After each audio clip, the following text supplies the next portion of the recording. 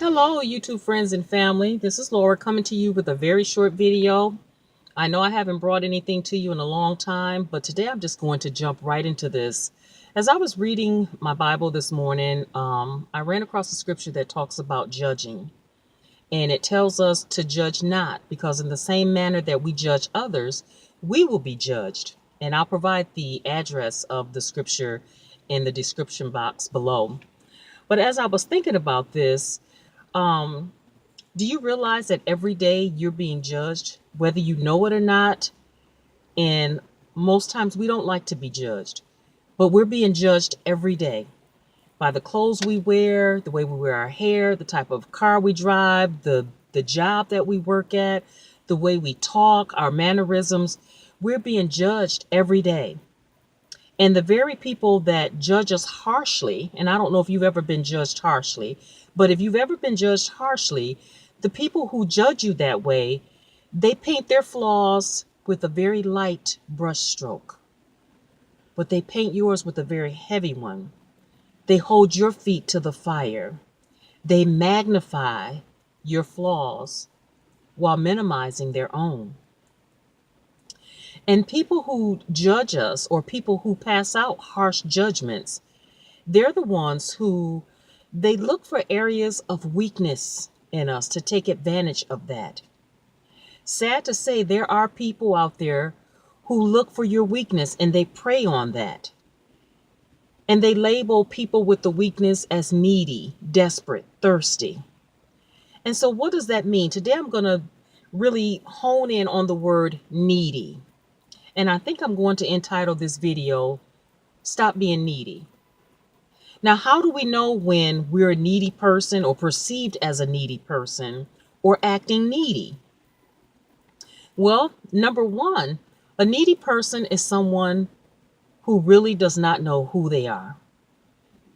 They have no clue who they are.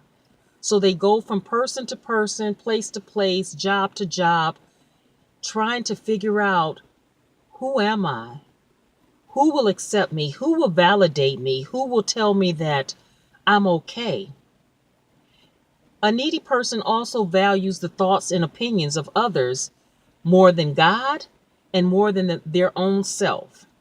For instance, a person who's labeled as needy, I hate using that terminology, but for today's video, we're going to talk about neediness. A person who's needy will get up, get dressed, before they walk out the door, take that last look in the mirror and say, you know what, I look good today. But as soon as they walk out the door, if someone else looks at them cross-eyed or gives some sort of a flippant remark about what they have on, instantly they will change their mind. Well, maybe I don't look so good, because if I did look good, this person wouldn't be looking at me this way, or this person wouldn't have said this about my outfit. A needy person is someone that may have a good heart, but they find themselves being taken advantage of because they believe in people pleasing. They don't want anyone to be mad at them. They don't want anyone to be upset, you know? So they go through life people pleasing at their own expense. In order to manipulate a needy person or to take advantage of them, people will do whatever they have to get you to submit to their will, to break your will, and to control you and to keep you in a needy state. These are the people who prey on others that they feel are weak and needy. They do everything they can to keep you in that needy state. Because believe me, they see your power, even though you may not see your power. You may not see your light. But those who are out to take advantage of your neediness, they see your light. They see how powerful you can be. They know that you can outshine them. So they do everything they can to keep your light dim at a minimum or to snuff it out completely. And why does a needy person continue to hang around toxic people like that, who find everything wrong with them, magnify their flaws, basically condemn and judge them and as having no value. Why would a person continue to hang around people like that? Whether it's friends, family, co-workers, a spouse, why would anyone continually put themselves through this every day? And you know why? As I said before, a needy person has no clue who they are. They have no clue who they are. And they fall prey every time because they value the opinions of others more than themselves and more than God.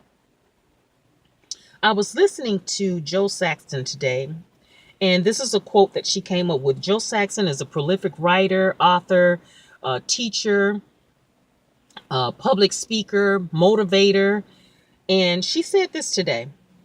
When people make you feel like you don't belong at the table, go and build your own table and serve whatever you want from that table. I thought this was amazing. This is amazing. And I wrote this down in my journal. This is something that when I get to a point where I feel that someone is making me feel unwanted, in which I belong, and you have to know that you belong, then I'm going to go to this quote. When people make you feel like you don't belong at the table, then go and build your own table. Too many times we don't advocate for ourselves. We don't love ourselves enough. We don't value ourselves enough. We don't respect ourselves enough. And if you don't value, respect, and honor yourself, then who will? One thing that we have to learn is that we need to be around people who celebrate us, not just tolerate us. We need to go back to that Bible and see what the Bible has to say about just who we are, what we are, and what we can become. Because the last time I checked, the Bible said that we are the head and not the tail, above and not beneath. And so why would we continually allow someone to keep us down, to count us out, to make us feel like we don't belong, to make us feel unwanted, when the Bible has this to say about you? And God did not create junk when he created us. And also, he didn't create us to be someone's doormat. Too many of us walk around being the doormat for someone else. We allow people to step all over us and then we get upset about it, you know. But the Bible tells us also that we have no right to get upset about what we allow others to, the way we allow them to treat us, what we accept. Why get upset about it when you keep accepting it? There comes a point in time in life when you have to say, you know what? No more. I'm not going to be your doormat. I'm no longer going to kiss your butt. And I'm sorry. Yes, I said it. I'm no longer going to kiss your butt. Because too many times people will do things to keep you in a needy state. They will give you the silent treatment. They will just do all kinds of things to make you feel unwanted, unneeded, like you don't belong, And it's sad. And it's sad to say that a lot of Christians, those who call themselves Christians, they also practice this of making people feel unwanted, running people off. You don't fit the mold. You don't fit the bill. You're not included, ostracized, made to feel inferior, or spreading gossip and rumors to destroy a person. These are things that supposedly God-loving Christians do to other people and other Christians. Well, I'm here to tell you, if you're that type of Christian, shame on you. Shame on you. You know what? That's very hypocritical of God's people to treat other people like that. You wouldn't want to be treated like that. But I just want to make sure that, we understand where where is this coming from? Why do people take advantage of other people? Why do people label and take advantage of other people's weaknesses, or label people as weak because they have a good heart or they're a nice person? Why? And one thing, let me tell you this, my friend, if you're one of these people that allow people to take advantage of you, you're too nice, or people label you as needy, or they keep running all over you, you can't be all that you can be if you're too busy focusing on the opinions and thoughts of others, you can never be all that God has called you to be. Because every time he tells you to go one direction, you're going to go another direction at the drop of a hat because of what someone else said. And that means that we don't fear God enough. We fear man. But the Bible tells us that do not fear man. What can man do unto you? He tells us that we need to fear the one who can not only take our life, but has the power to cast us into heaven or hell. So people, man, woman, boy, or girl, my friend, they have no power over you. Do not fear what they can do. So what if they talk about you? So what if they ostracize you? So what if they give you the silent treatment? That's okay. Keep being a light anyway. Stay encouraged. Put your trust in God. Put your hope in God. Put your faith in God, and allow God to take you places in front of those who counted you out. Allow him to open doors and to uplift you and to promote you in front of the very ones who told you you didn't belong at the table. People love to throw stumbling blocks and throw shade. People love to have power. At least they think they have power. But God did not create man to have power over man. He distinctly tells man to have dominion over the earth and the creatures of the earth.